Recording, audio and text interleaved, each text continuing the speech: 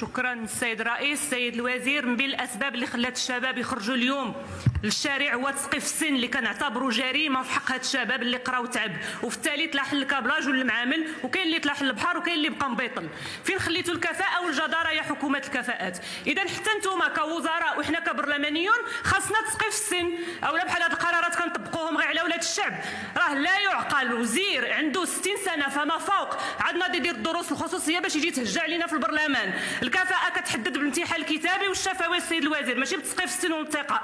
وإلا كتقلبوا فعلا على تحفيز وتجويد المنظومه التربويه فراه خاصكم ترفعوا من مناصب التوظيف في مباريات التعليم. اما الا كنتوا كتقلبوا على اصلاح منظومه التقاعد والخصاصه على ظهر الشباب فالتسقيف ماشي حل، لهذا خاصكم تراجعوا عليه. عوض ما نضيعوا الوقت في قرارات ارتجاليه بحال تسقيف السن السيد الوزير، سير بالضروره عندك ازيد من 5000 مدرسه ما فيها لا ضوء عليها القطره من الفوق وبدون مراحيض. لهذا بغينا اليوم قرار نهائي السيد الوزير، وحنا مقبلون على مباراه التعليم للتراجع عن تسقيف السن والانتقاء. ما بغيناش تقول لنا عاد ندرسوا الامكانيه. هذا الشيء الا بغيتوا تردوا الاعتبار للشباب المغربي اللي كيحب بلادو وباغي يحب بلادو. شكرا.